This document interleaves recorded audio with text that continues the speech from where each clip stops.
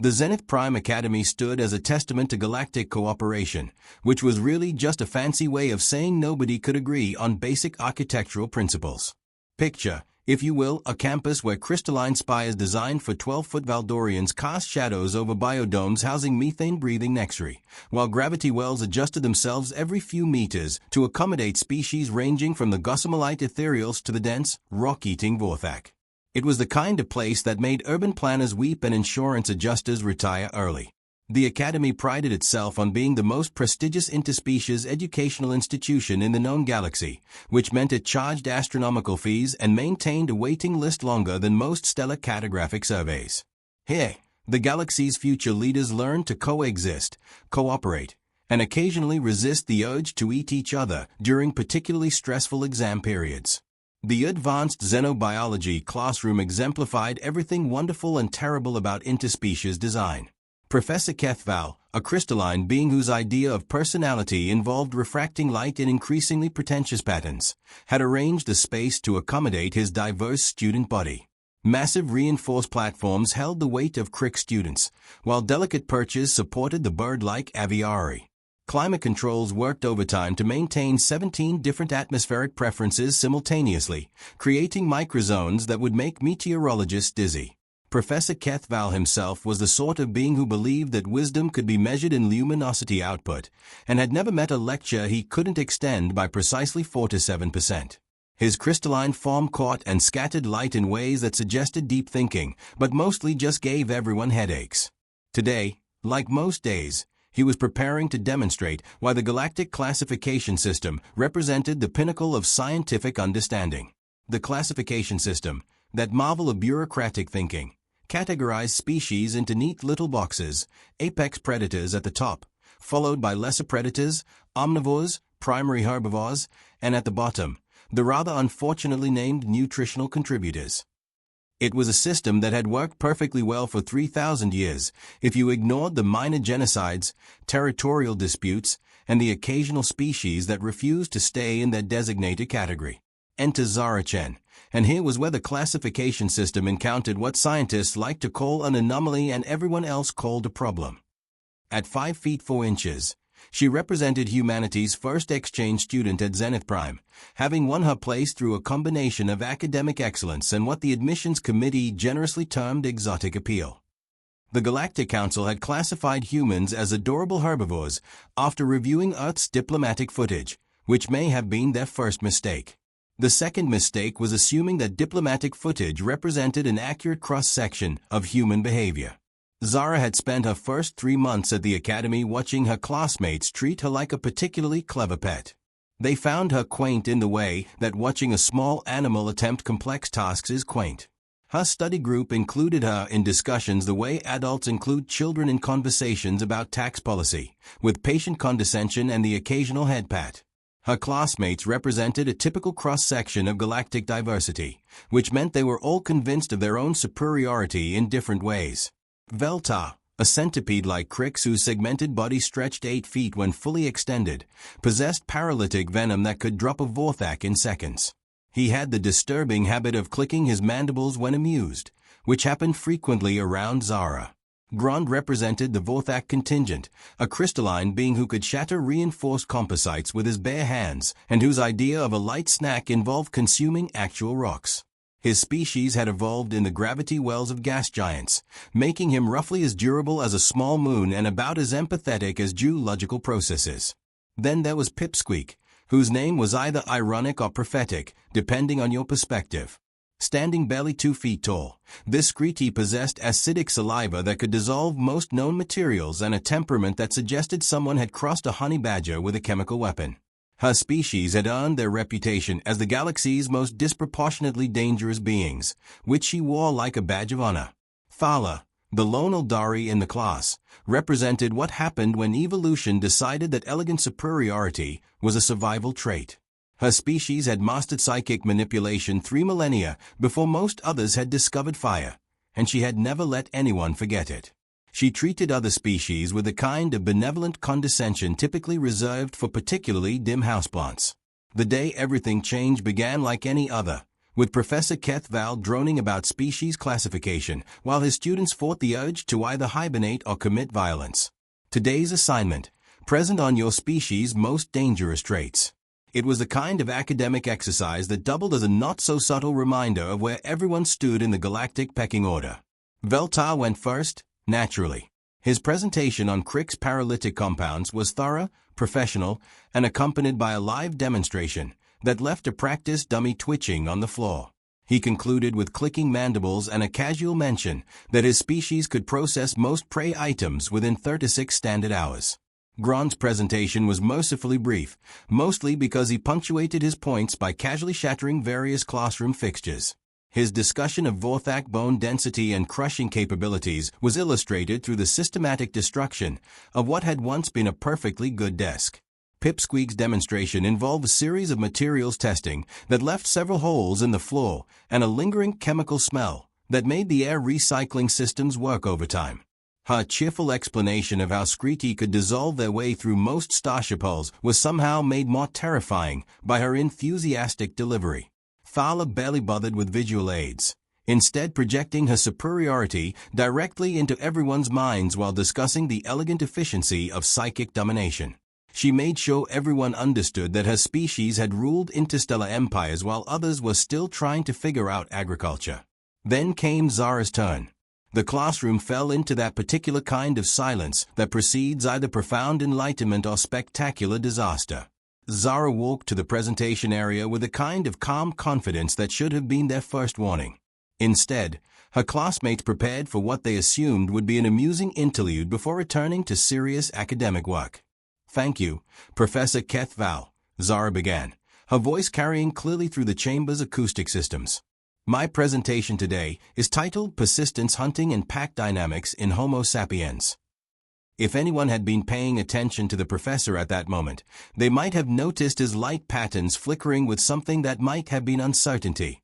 But the students were too busy fighting off smirks to notice. Zara activated the holographic display, showing a three-dimensional representation of a bipedal figure. Humans evolved as persistence hunters on a planet that was actively trying to kill them. Our cardiovascular system allows us to maintain pursuit of prey across distances that would be impossible for most predator species. She walked around the hologram, pointing out various anatomical features with the casual precision of someone discussing the weather. Our sweat cooling system means we can regulate body temperature during extended physical activity. Our skeletal structure provides both speed and endurance. Our lung capacity and oxygen processing are optimized for sustained effort over time. Veltar's mandible clicking had stopped. Human intelligence evolved specifically for pattern recognition, tactical planning, and tool creation. We're capable of learning and adapting our hunting strategies based on prey behavior, environmental conditions, and available resources. The hologram shifted to show various primitive tools, then gradually evolved to display increasingly sophisticated weapons and technologies. We also develop complex pack behaviors. Human social structures allow for coordinated hunting strategies involving multiple individuals working in perfect synchronization.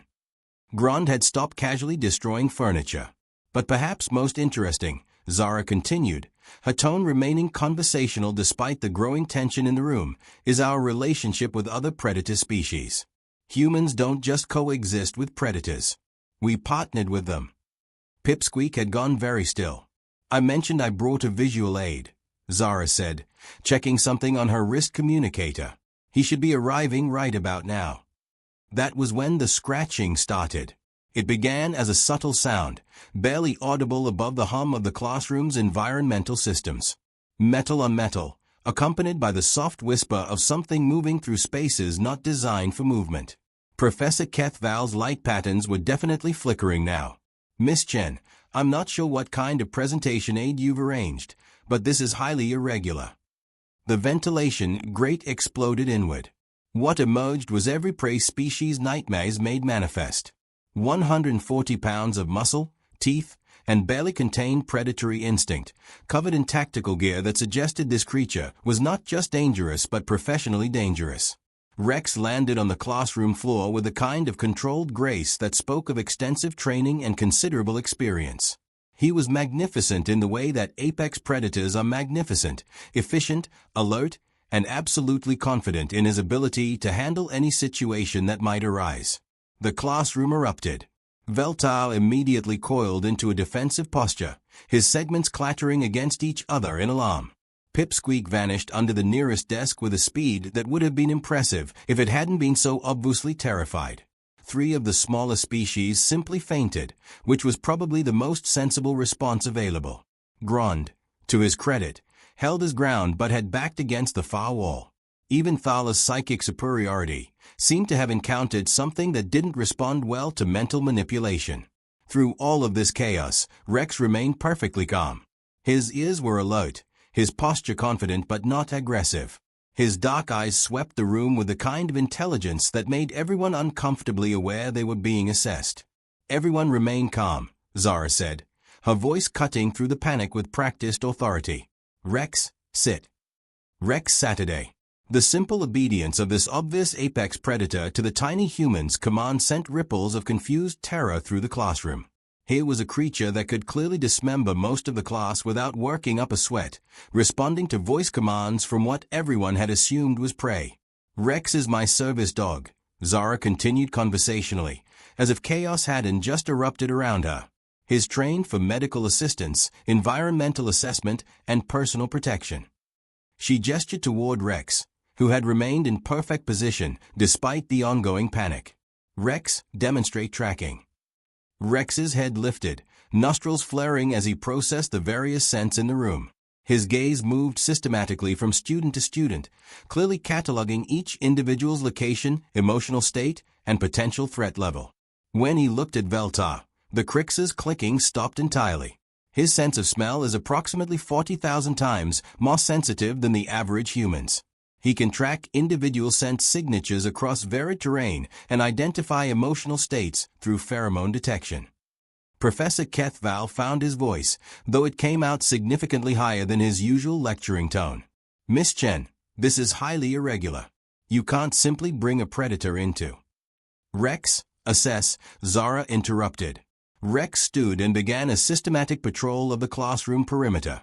His movement was controlled, professional, and absolutely terrifying to anyone who understood what they were watching. This wasn't a wild animal following instincts.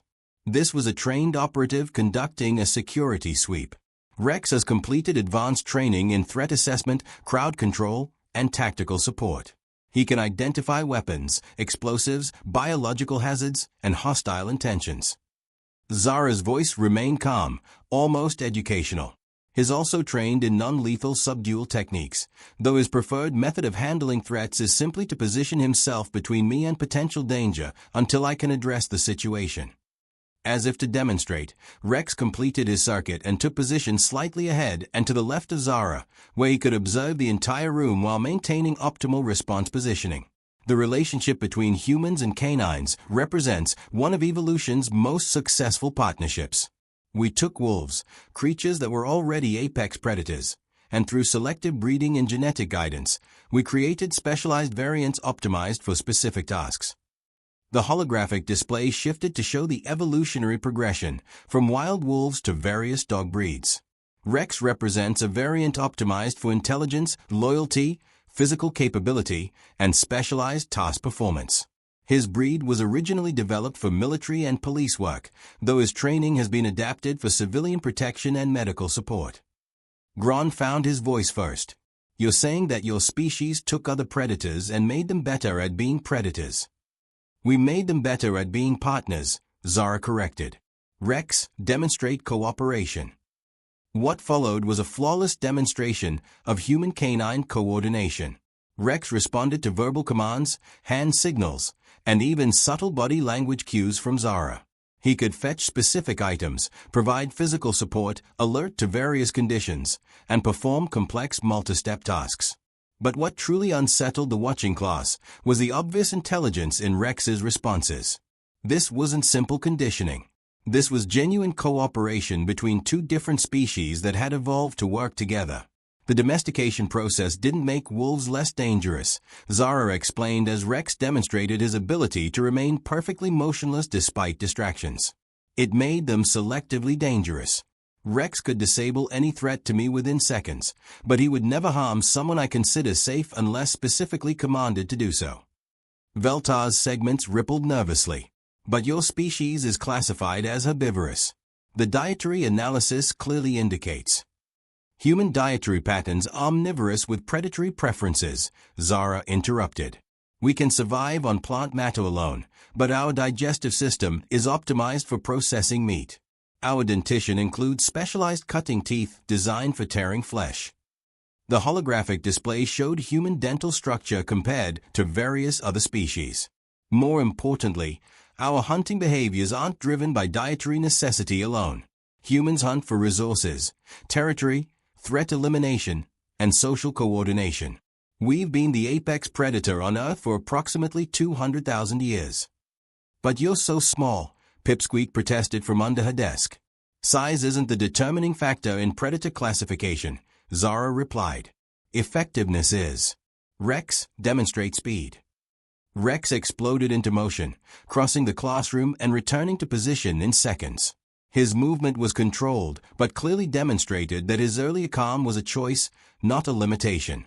Humans succeeded as predators through intelligence, cooperation, tool use, and the ability to form partnerships with other species. We didn't need to evolve natural weapons because we could create better ones. We didn't need individual physical dominance because we could coordinate group tactics. Professor Kethval's light patterns were now cycling through what looked like confusion mixed with dawning comprehension. Are you suggesting that the Galactic classification system has misidentified your species? I'm suggesting that your classification system assumes predatory behavior requires obvious physical adaptations, Zara replied. Humans evolved to be efficient rather than obvious. She gestured toward Rex, who had remained in perfect position throughout the discussion. This partnership represents thousands of years of cooperative evolution. Rex's loyalty to me isn't just training. It's genetic programming refined across hundreds of generations. But, Thala interjected, her psychic superiority wavering, surely the Council's assessment methods would have identified. The Council's assessment was based on diplomatic contact protocols, Zara said. Humans excel at presenting exactly the image we want others to see. It's another predator adaptation. The implication hung in the air like a chemical cloud. You're saying your entire species deliberately misrepresented itself to the Galactic Council? Professor Kethval asked. I'm saying we allowed the Council to draw the conclusions they were most comfortable with, Zara corrected. Humans learned long ago that being underestimated is often advantageous. Rex chose that moment to yawn, displaying an impressive array of teeth that reminded everyone exactly what they were dealing with. Rex represents just one example of human-predator cooperation. My family maintains 3 additional dogs, each trained for different specializations. Globally, humans maintain partnerships with millions of similar predators, all selectively bred for enhanced capabilities. The classroom had gone completely silent except for the environmental systems and Veltar's nervous clicking. To answer your original question, Professor, Zara continued, humanity's most dangerous trait isn't our physical capabilities or our intelligence or our tools. It's our ability to make other dangerous things want to protect us. She looked around the room, taking in the various expressions of dawning understanding and carefully controlled panic. Rex doesn't obey me because I've dominated him. He protects me because I've earned his loyalty. That's the difference between controlling predators and partnering with them. Professor Kethval's light patterns had stabilized into something that might have been respect mixed with healthy wariness. Miss Chen, I believe we may need to submit a classification review to the Galactic Council. That's probably wise, Zara agreed. Though I should mention that Rex is considered a small to medium-sized dog by human standards. The silence that followed this statement was the kind of silence that occurs when entire worldviews suddenly require fundamental restructuring. Rex, oblivious to the philosophical crisis he'd caused, settled into a more comfortable position while maintaining his alert posture. His tail had begun a slow, rhythmic wagging that somehow managed to be both friendly and ominous. Any questions? Zara asked brightly. Over the following weeks, several interesting developments occurred at Zenith Prime Academy. The advanced xenobiology classroom, received upgraded ventilation systems, presumably to prevent future surprise entries. Professor Kethval submitted a lengthy report to the Galactic Classification Committee that reportedly caused several senior officials to require medical attention. More immediately relevant to daily academic life, Zara found herself experiencing a dramatic shift in social dynamics. Her study group began including her in conversations with the kind of careful attention typically reserved for armed explosives. Her casual mentions of Earth's wildlife started generating the kind of respectful silence usually associated with war stories. Rex, meanwhile, had become something of a celebrity among the prey species students, who discovered that bringing him treats was an excellent way to demonstrate peaceful intentions. His patient tolerance of their nervous gift-giving had earned him a reputation as a surprisingly diplomatic apex predator. The broader implications of humanity's true nature were still working their way through galactic bureaucracy, where such revelations typically required several committees, multiple impact assessments, and enough paperwork to deforest small moons. But in the smaller ecosystem of academic life, equilibrium had been restored. It was, as equilibrium goes, a rather different sort than before. Zara had achieved her educational objectives with characteristic human efficiency. Her classmates now treated her with appropriate respect. Professor Kethval had gained a much deeper appreciation for the complexities of interspecies classification, and Rex had acquired a steady supply of premium alien treats that his digestive system found surprisingly agreeable. The galaxy, meanwhile, was slowly beginning to understand that appearances could be remarkably deceiving, and that sometimes the most dangerous predators were the ones that didn't look dangerous at all. Which was, when you thought about it, exactly the sort of thing that apex predators would want you to think.